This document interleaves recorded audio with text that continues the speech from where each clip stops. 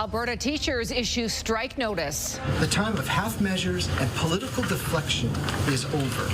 If no deal is reached with the province, teachers say they'll walk on October 6th.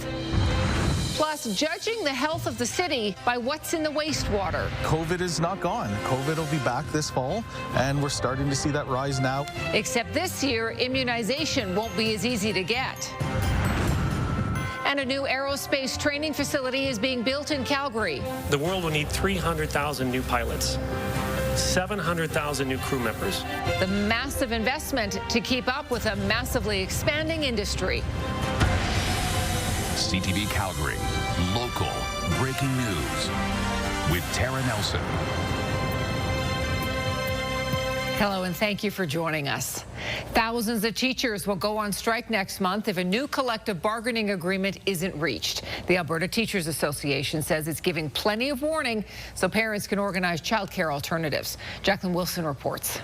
Teachers' patience has run out. Alberta Teachers Association President Jason Schilling announced Wednesday teachers will go on strike October 6th unless a new collective bargaining agreement can be reached with the province. Our strike mandate ends on October 7th, so we've pushed it as late as possible, and we're giving this notice for parents, for students, out of respect for them, so that they can make themselves the arrangements that they need to make. Teachers have asked for wage increases, though they won't say how much, and more supports for growing class sizes and students with complex needs. The Teachers Employer Bargaining Association has offered a wage increase of 12% over 4 years, and the province has promised to hire 3,000 teachers over the next 3 years. I'm just as disappointed as everyone. I hope that we've got the ability to get back to the bargaining table, come to an agreement together so that we can avoid strike action. If a strike happens, it'll impact over 12,000 teachers and over 200,000 students from Calgary Public, Catholic and Francosud schools. If they need to go on strike,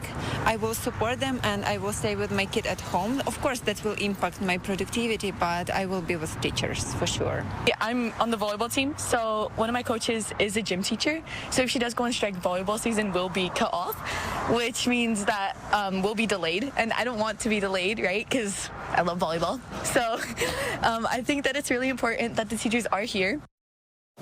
Jackie joins us from St. Mary's High School in the Southwest tonight. So Jackie, do we know when the two sides will be getting together to negotiate again?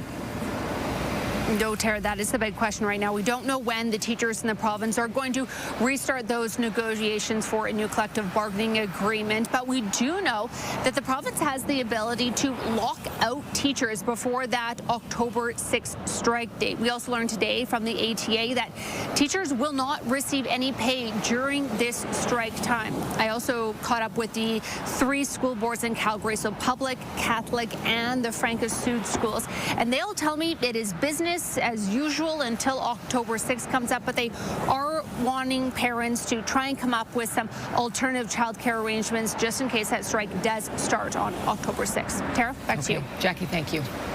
Members of a major Alberta healthcare union have rejected a tentative contract. 59% of Health Sciences Association of Alberta members voted against the deal that was reached with Alberta Health Services, other provincial health agencies and corporations. 78% of the association's 22,000 members cast a ballot. HSAA members include paramedics, pharmacists, physiotherapists, and dozens more professions. The HSAA is not calling a strike vote, but is asking for a better wage offer. Finance Minister Nate Horner says he's disappointed, but the government is ready to return to the bargaining table. Samples from Calgary's wastewater show COVID levels are high and on the rise. While we aren't seeing that translate into hospital stays, experts warn that as respiratory season continues, there's concern that reduced access to COVID vaccines could see demand for beds rise. Here's Stephanie Thomas.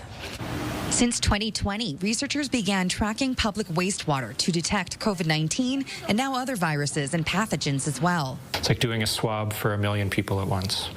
And so what wastewater shows you is if the virus is going up, going down, staying stable. The most recent data shows COVID is mostly tracking higher and higher. There's also a national wastewater dashboard, and it has labeled both Calgary and Edmonton as high. It's especially when we see a sustained trend in a certain direction, that's when we can be pretty confident that that's sort of a spread of the infection manifesting in the community. One infectious and chronic disease expert says this means COVID is likely to return in a significant way for this respiratory virus season. It's simply saying the virus is circulating, and we can anticipate seeing cases, starting now, but absolutely rising over the coming weeks. However, he and others are worried the virus will have significant spread as the province's immunization program is notably different this year.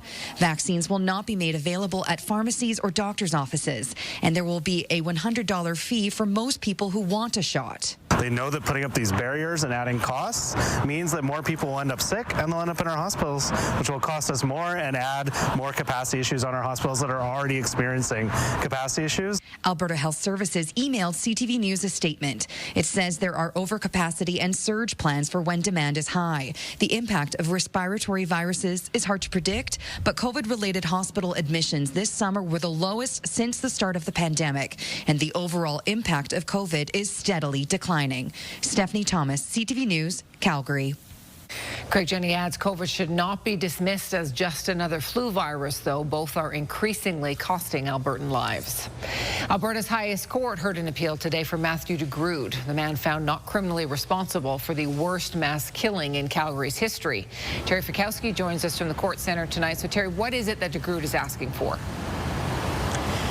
Tara, Matthew Degrood's lawyer told the Alberta Court of Appeal today that he's not the same man today as he was 11 years ago when this tragedy took place. Now, he currently lives in a group home here in Calgary, but his lease is being terminated at the start of November, and he is seeking a conditional discharge to live with his parents permanently and immediately. Now, Degrood killed 5 young people at a Brentwood house party in 2014 during a psychotic break. He was later diagnosed with schizophrenia and was found not criminally responsible in 2016. He is seeking more freedoms, but the Alberta Review Board maintains he still poses a significant risk to public safety. Today, his lawyer said the Review Board has blinders on, arguing its ruling that stress could cause Degrood to deteriorate mentally and harm others isn't based on evidence, and that through rehabilitation, medication, and treatment, he has learned to manage his anxiety and shame. A justice expert we spoke to today says the Review Board has a lot of factors to balance and will err on the side of caution when it comes to fully releasing someone back into the community. This isn't punishment that Matthew's going through, and that's a really important distinction for people to understand. Some will never accept it. Some will want Matthew to be punished for what he did, but that's not where we are now. The Alberta Court of Appeal will release its decision at a later date. Meantime, the Review Board's decision is revisited annually. That hearing goes in November. Tara Degrood was not present today for the appeal. Neither were any of the victims' family members. Okay, Terry, thank you. A well-known conservative in the United States was shot and killed this afternoon. Charlie Kirk was taking questions from an audience member about mass shootings and gun violence moments before he was shot at Utah Valley University. It was a scene of panic as people raced from the scene. The FBI director says a person is in custody. This is a dark day for our state. It's a tragic day for our nation. And I want to be very clear that this is a political assassination. Kirk was the CEO and co-founder of the conservative youth organization Turning Point USA. He was a close ally and supporter of U.S. President Donald Trump. This afternoon, Alberta Premier Daniel Smith posted a statement on social media saying, "I am saddened and horrified by the shooting of Charlie Kirk. Our hearts are with Charlie and his family." She goes on to say political violence has no place in a free and democratic society and must be condemned without reservation. You're watching CTV News, Calgary. Calgary is set to become home to a massive aviation training facility with WestJet as an anchor tenant. It's the latest in a string of aerospace projects coming to the area. But the plan isn't just a win for the airline or for the city. It is also good news for local students. Here's Jordan Canagan. Calgary's aviation industry continues to soar with a plan for a $100 million training facility set to break ground later this year. This center will be a foundational step in our long-term growth strategy by bringing critical training infrastructure into Calgary. WestJet has signed a 15-year commitment with CAE to train thousands of pilots and flight crew at a new 126,000 square foot facility. And it comes as the demand for aviation workers grows. Over the next decade, the world will need 300,000 new pilots, 700,000 new crew members. That's not a forecast. That's a call to action. Up to 6,000 of those professionals will be trained at the Calgary facility each year when it opens, and a partnership with Mount Royal University will also see students get to use the flight simulators and other equipment. Future students that are looking to come into aviation will have those opportunities present, and it's a training facility for people who will be going into the airlines. So one day when I look to go apply it with the big guys, I can potentially have the opportunity to take advantage of this. A week ago, WestJet announcing an order of 67 Boeing aircraft, the biggest order in the airline's history. Training at the new center will be for Boeing 737s, 787s, and de Havilland Dash 8s. We don't train pilots for the blue sky sunny day. We train them to do what's required when things go wrong. It just shows the amount of opportunity there is for students and people who are looking to go into aviation in Alberta. And Jordan joins us now. Jordan, WestJet and the airport have announced several major projects this year. Tara, there are big plans and big bucks attached to those plans, including major expansions at both the international airport and WestJet as well. That includes a $120 million engine repair facility that was announced back in February, and also the YYC's Aero Next plan was given a $21 million boost by the province just days ago. When it comes to this training facility, there is some funding coming from the province, some from the city, but most of those costs will be covered by WestJet and CAE, but they say out of a $100 million investment, there will be $500 million in generation of aviation activity over a decade and a half when that training center opens in 2028. Tara? Wow. Okay, Jordan, thank you. Well, smoke settled over the city again. Let's check in with Danielle. We can see it sort of hanging over the cityscape behind you there, Danielle. Yes, you can absolutely see that behind me. So here's some good news on that, is that the air quality is going to start to improve, especially as we head through the next couple of days, including our weekend. So it will take a bit of time, but basically this system that pushed in from the States that's now tracking through the eastern part of our province is helping to switch the wind direction a little bit. So we are looking at switching that wind direction. As you can also see, there are some storms off to the west that are tracking towards the Carstairs area, so heads up Carstairs. Some of this may even come with some smaller size hail. Okay, talking about temperatures in our city. So we've been in the 20s today. Yesterday's high was 26, today 22. We're now down to 21. So we're not quite as warm today, but we will boost up in temperature again as we get rid of this haze and we get more sunshine in these coming days. Looking at those next 24 hours, basically 25 degrees as our high for tomorrow. Keep in mind it will still be hazy and even foggy tomorrow morning, but once that lifts, we'll likely be down to the lower part of that air quality health index, that low risk level. Tara? Thank you, Danielle. Less than 6 weeks until the municipal election, but the mayor is facing an accusation that she says is part of her job, and she isn't the only one being questioned. And as Calgary breaks ground on a new field house and library, some other facilities that are older are saying, what about us? Stay with us.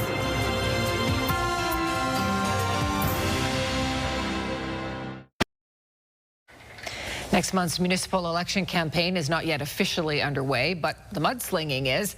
The Calgary party is accusing the mayor of misusing funds from her office to help with her rebrand for the election. And there are allegations that a former councillor is using his connections with a cancer group to prop up his mayoral bid. Meanwhile, political observers say the nastiness of this election could turn off voters. Tyson Fedor reports. Freedom of Information documents show Mayor Jyoti Gondek spending around $112,000 of taxpayer money last year for a rebrand. This appears to be $100,000 of taxpayer money used in an election year to fund a rebranding of the mayor and a rebranding around the key issues in the election that we're all talking about. The rebrand included a new website focusing on key election issues such as housing. Black Coffee Studio helped Gondek with that website, Key key message writing, speech writing, and media relation advice. The Calgary Party says it's complete misuse of taxpayer dollars and wants a public investigation. They would need to look into Black Coffee as well as the mayor's office and the mayor herself to see what was done, whether it was compliant with provincial campaign finance laws, and whether it violated any City of Calgary policies. It's a pretty serious issue. But Gondek says the rebrand helped communicate issues around the water main break and marathon public hearing on rezoning. If you are hiring somebody to help you do your job, it is spending the public money properly, and to communicate with the public is absolutely a role that the mayor must take on. If this is something that is actually being used for campaigning, then that could raise questions in some people's minds. The Calgary Party also says that the founder of the agency is also the wife of Jyoti Gondek's campaign manager. Every member of council, including the mayor, hires different people with different specialties, whether it's policy or communications. There's folks that you leverage for social media. There are folks that work on things like remarks and preparation for council meetings, and that's what I've been doing. Meanwhile, an anonymous tipster alleges that former councillor Jeff Davison is leveraging his connection to the Prostate Cancer Centre to prop up his mayoral bid with donor money. Davison's campaign calls the allegations baseless and politically motivated lies, while the Prostate Centre says it's engaged with Davison since he announced his bid but addressed any actual or perceived conflicts of interest, also calling the allegations entirely false and politically motivated. It's a bit more negative than usual right out of the gate, and that's quite unfortunate. Tyson Fedor, CTV News, Calgary. Voters head to the polls October 20th. A new poll from Angus Reid shows Danielle Smith is the most polarizing premier in the country. 24% of respondents strongly approve of her performance, which is the most in the country, but 40% strongly disapprove of Smith, which is the second highest behind Quebec's premier. The online survey was done between August 28th and September 5th. Over 4,000 Canadian adults who were members of the Angus Reid Forum took part. This is CTV News, Calgary.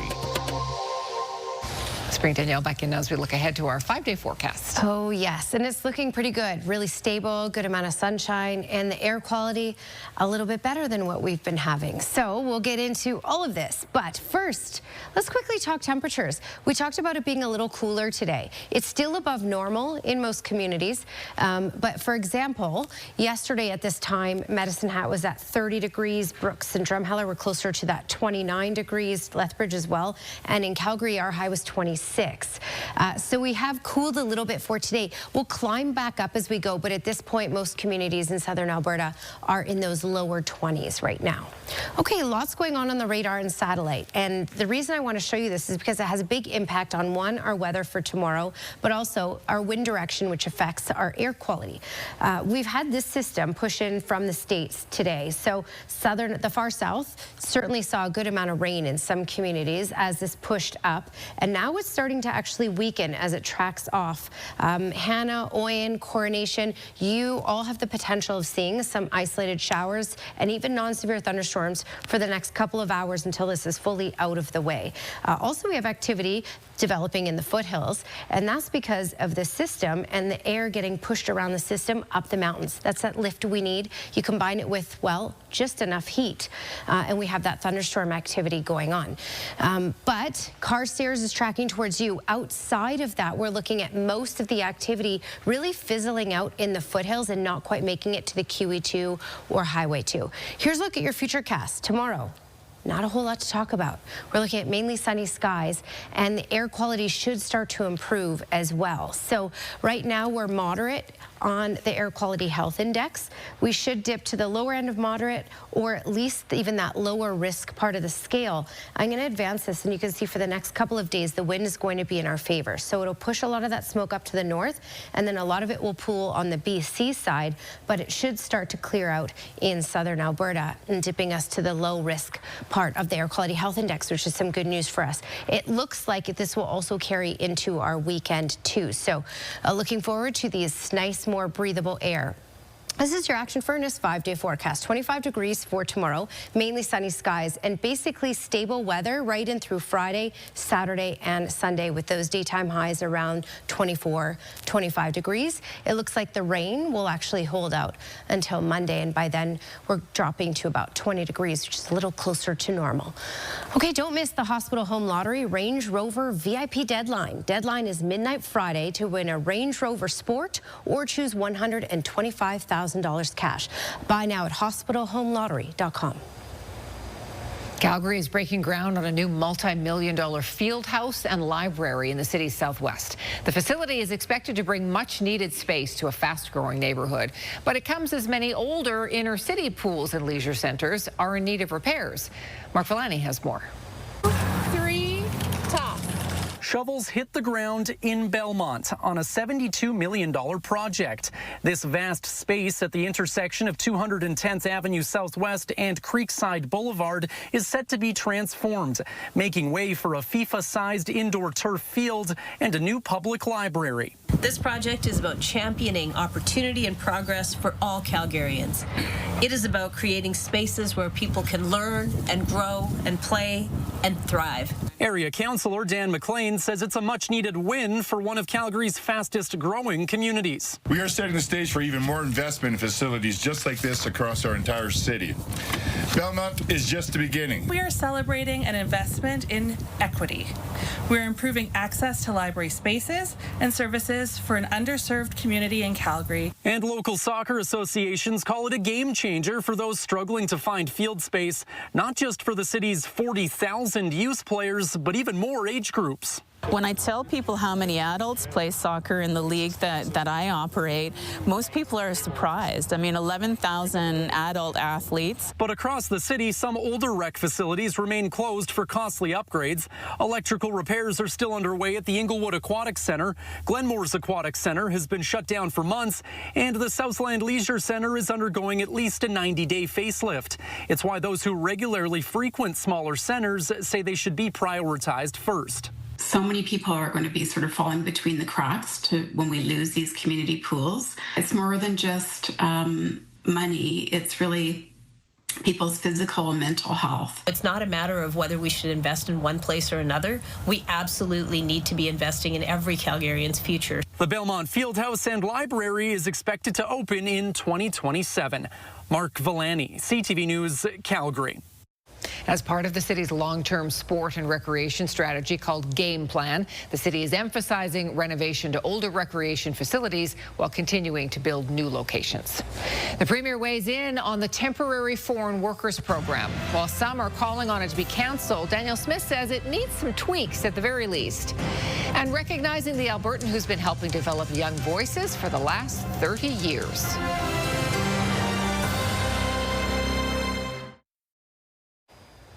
One of the most visible aspects of a decade-long Canadian immigration spike is under political fire. Canada's temporary foreign worker program has brought hundreds of thousands into our country to fill vacant positions from coffee shops to cornfields. But now there's a push to abolish or rework the system. Tim Brooke has more on who would be affected and what it would mean for the economy. Prime Minister Mark Carney knows there's changes needed to Canada's temporary foreign worker program. Canadians are a generous people. We're welcoming people to our country. We have to make sure we have the capacity to fulfill that welcome. Carney has already committed to reducing the numbers, but there's growing political pressure to cut deeper.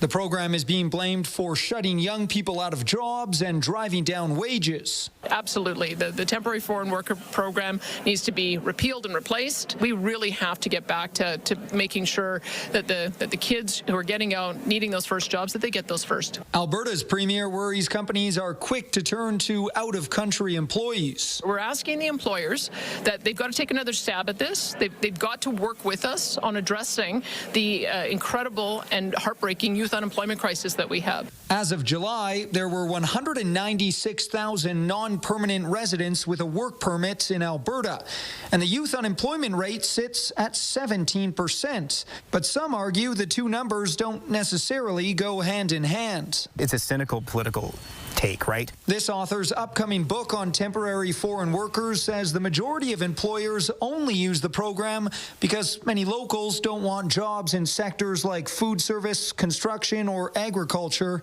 The idea that an employer rather hire a foreign worker than a youth worker who lives nearby, like a Canadian citizen, ignores all the steps that are required for an employer to hire a temporary foreign worker. If we shut down the temporary foreign program, you will see the shortage on the shelves.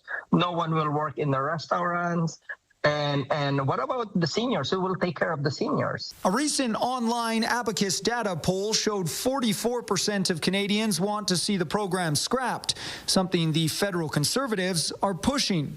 Carney has only pledged a return of national immigration rates to sustainable levels. And that includes bringing the total number of temporary workers and international students to less than 5% of Canada's population by the end of 2027. Down from its peak of 7.25%. Immigration specialists believe it's not so black and white. It's not cancel or keep, but it's more of a nuanced approach, where we're looking more of a reform instead of ending. Tim Brooke, CTV News, Calgary. A federal spokeswoman says there has already been a significant drop in the number of temporary foreign workers arriving in Canada in the first 6 months of this year. A proposed data centre east of Balzac has been rejected. Rocky View Council voted 6-1 against Kineticor's data centre plan. Some councillors said they would be on board, but not at the expense of agricultural land. Kineticor says although it's not the outcome it had hoped for, it respects the county's decision.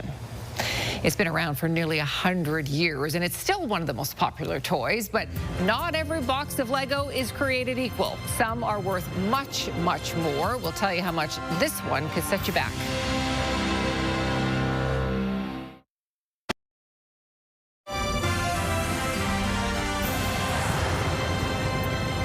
Three Alberta artists are being recognized for their work by the Lieutenant Governor of Alberta Awards. The founder and artistic director of the Calgary Girls Choir is one of them.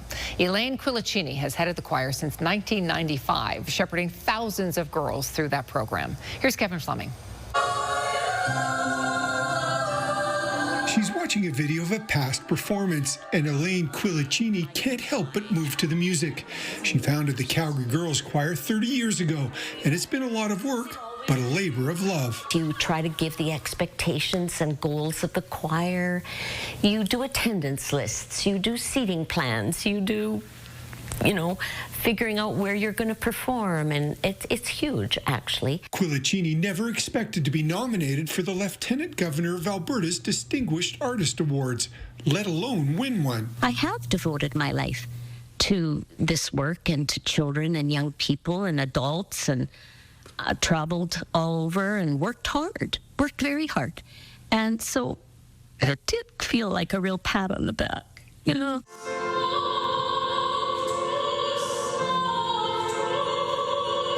Gwen Yearwood is an accomplished opera singer who guest sings with the Calgary Girls Choir.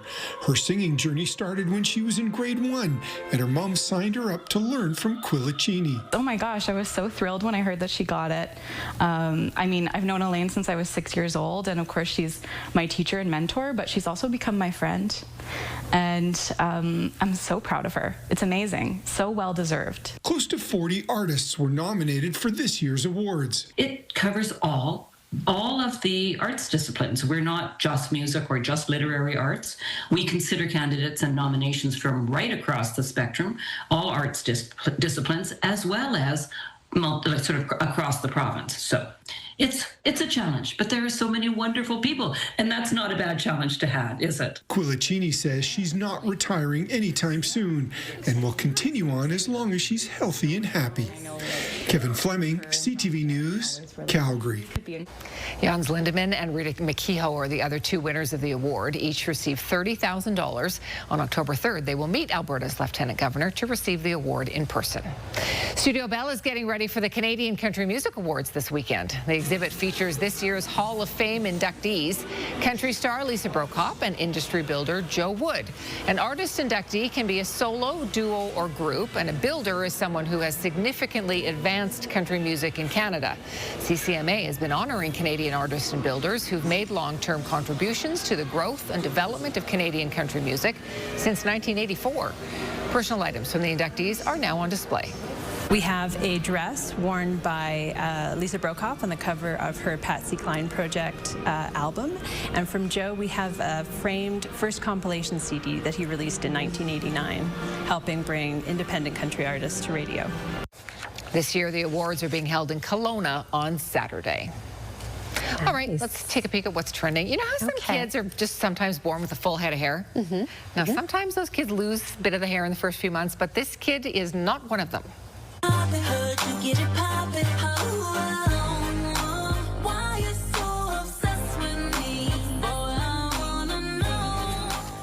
This is baby Leanna. She's only 10 months old. Look at those luscious locks. Oh my goodness. We pay money for a blowout like that. I would. I try to get my hair to look like that every day. This kid's like, I was born with it. Look how shiny and gorgeous. I know, it's gorgeous. Oh my Even she knows it's gorgeous. She's like, I'm a baby, but look at me. Well, learning to skate can be hard unless you have this kind of backup.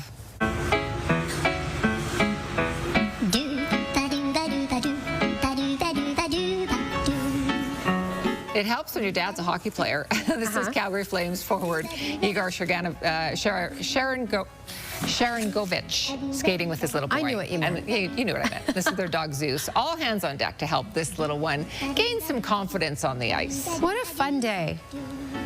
I wonder if those little paws are cold. Then he skates on the dog too. Pretty cool to have the whole rink to yourself. Totally. Well, if you have kids or grandkids who love Lego, this would make you a superhero if you were to buy this at Christmas, but you better start saving your pennies now. So Lego has introduced its most expensive set. It's the Lego Ultimate Collection Series Star Wars Death Star. So it comes with more than 9,000 pieces, so they're going to be working on it for a year. It's got Stormtroopers, it's got Darth Vader, it's got Luke Skywalker. It also comes with a hefty price tag, about $1,400 Canadian. Oh my goodness. When I go into the Lego store, I feel like the $200 ones are expensive. A lot. Yes, imagine $1,400. That's when you tell your kids, okay, you need to work on this for the next 2 years, maybe 3 years. And get 4 jobs. Yes, exactly. Just ahead, protesters tell the province to hold its horses. They're calling for Alberta's wild horse population to be protected from what they're calling an equine genocide. We'll explain.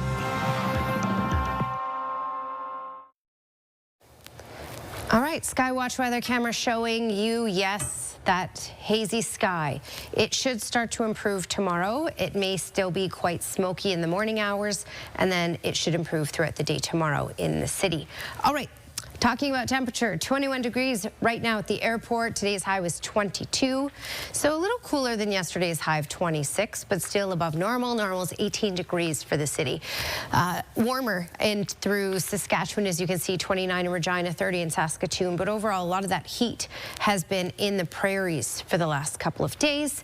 Okay, radar and satellite. We've had this system tracking off to the east, but this is now dying out. But there is thunderstorm activity. We talked about this, and some of these cells even reaching, getting close to reaching the QE2 around Carstairs. So I'm going to pop out the lightning here, and you can see there are a couple cells here. Yes, they come with lightning, and even potentially some smaller size hail. Likely that will die out before it gets to Carstairs, but Carstairs, even up to Olds, and as far down south as almost Airdrie, you're looking at thunderstorm activity and shower activity throughout these next couple of hours. Okay, for Calgary though, it's quiet. All right, next 24 hours, your 24-hour forecast brought to you by Action Furnace. Fixed right or it's free. Again, that air quality will start to increase, especially by tomorrow morning, but we'll start off the day. It'll be locked in with the fog in the morning hours and then should start to lift out. 25 degrees is our high, so even a little warmer for tomorrow in the city. Quick little dance around, 31 for Kamloops tomorrow, 29 for Kelowna, 28 for Edmonton, and in Alberta, we're looking at stability, a good amount of sunshine for most of Alberta. We're just going to see a little more cloud cover further to the south. 26 for Lethbridge as a high, 28 for Medicine Hat. Tara? Oh, don't miss the Hospital Home Lottery Range Rover VIP deadline. The deadline is midnight Friday to win a Range Rover Sport or choose $125,000 cash. Buy now at hospitalhomelottery.com. Thank you, Danielle. The Alberta Teachers Union says members will strike on October 6th if there is no bargained settlement. Talks between the Teachers Association and their employers stalled last week. Premier Daniel Smith hopes the talks will resume. Samples from Calgary's wastewater show COVID is on the rise. Infectious disease experts say this indicates COVID will soon be circulating among the population. And the man found not criminally responsible for the killings of 5 people at a house party in Calgary in 2014 wants a conditional discharge so he can live with his parents. The Court of Appeal will rule on Matthew Degrood's case at a later date. A group rallying outside McDougall Centre today wants to protect Alberta's wild horse population. Members want the province to reconsider its plans to remove some horses and use contraception on the unique species. Alicia Fieldberg reports. Hands off our wild horses. Wild horse advocates gather outside the provincial building in Calgary to collect signatures for a petition. Well, I traveled from Medicine Hat about 3 hours because I am passionate about saving the wild horses of Alberta. They want the province to buck plans to remove some of the horses and give birth control to others, saying reducing the population of roughly 1,500 could lead to its demise. They're actually starting a program now that could lead to an equine genocide. The province says the plan was developed with input from stakeholders, including ranchers, scientists, RCMP, Indigenous groups, and horse advocates. And throw all that work out because of a petition, I'm not sure if that's a wise use of energy and time. The province has said the wild horses destroy the land. A 2015 Range Health report found most damage came from clear-cut logging, off-road vehicles, and cattle. Biologists say the wild horses have natural predators and benefit the ecosystem. It's managed to reintroduce them to North America 400 years ago, so they're really a returned native species. The evidence all points in that direction. Advocates want to see the animals protected. On Sable Island, they're a protected species of wild horse. There's actually a protected band of wild horses up in northern Saskatchewan as well. Some invited Alberta's leader for a tour. I do have a challenge for Daniel Smith, our wonderful premier. I'd like to see her come out on a ride-along and learn the actual facts and the truth about our wildies. This group says more than 15,000 Albertans signed the petition against the birth control and removal of wild horses. These horses are unique to Alberta. That was determined by the University of Calgary geneticist. And once they're gone, they can't be reproduced. Alicia Fieldberg, CTV News, Calgary. The group also wants wild horses classified as a naturalized species. A similar rally is being planned for the Edmonton area. The plan is to present the petition in the legislature this fall. Let's check the midweek markets now. The TSX closed up 116 points to 29,179. The Dow dropped 220 points to 45,491. The Canadian dollar down slightly to 72.13 US. West Texas oil was up just over $1 to 63.09. And our latest fix has Alberta's Western Canadian Select at 51.96 a barrel. Canada's first ever battery-powered locomotive has been unveiled in Edmonton. Cando Rail developed a zero-emission locomotive. The lithium-ion train has a 10-year life cycle, similar to a diesel locomotive. The company says it will be used primarily for in-yard operations. The locomotive is charged the same way as an electric vehicle. I'm going to charge it up when I go to work. I'm going to charge it up when I go home. Same thing here. The guys go on a lunch break, they'll just charge it up. So it'll constantly be going in that sense. There are 110 locomotives in the fleet. The producers say the vehicle will be able to withstand cold prairie winters. Cando Rail and Terminals plans to create a manufacturing plant in Alberta. It will develop a fleet over the next 5 to 10 years. A big endorsement for a central Alberta tourism site. National Geographic has recognized the Rocky Mountain House National Historic Site as one of 10 need-to-visit Canadian national parks. Now, it's not technically a park, but the Central Alberta site is run by Parks Canada. Visitors can learn about the history of the Canadian fur trade and Indigenous communities. A new citywide competition is bringing hundreds of Calgarians together. Still to come, sports, games, and mingling galore for hundreds of care home residents.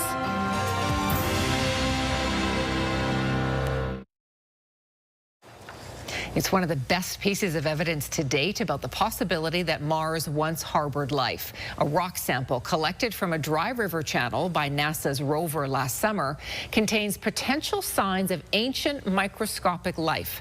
The rock is believed to have formed more than 3 billion years ago. The space agency examined the data for a year and they couldn't find any other explanation, but they say in-depth analysis is needed before reaching any conclusions. Care homes from across the city are taking part in some friendly competition today. The First Generations Championship features more than 100 residents from 11 homes competing in a number of inclusive games, from dominoes to bocce to volleyball. Also included today some lunch, a little live entertainment. Organizers say it's rare to have multiple care homes come together, so a day like today just brings a new opportunity to build a wider community. Having residents from our home talk to other homes, building friendships across homes so that they have someone to look forward to, someone who's going through their same experience, someone they don't see every day, is going to be really meaningful to them. This is a one-time event for now, but organizers are hoping to continue this in the future and do it again. Tonight on Golf Tips, Scott gives Glenn a lesson in the bunker. Mackenzie Meadows Golf Tips with PGA Pro Scott Orban. Always good to practice out of the bunker, isn't it, Scott? Well, yeah, after that last game you had, you said, let's go. So I said, we're going to try it. Big mistake a lot of golfers make is they take that club and they roll it way open, okay, way open. And if I do that, now my direction's way over there somewhere.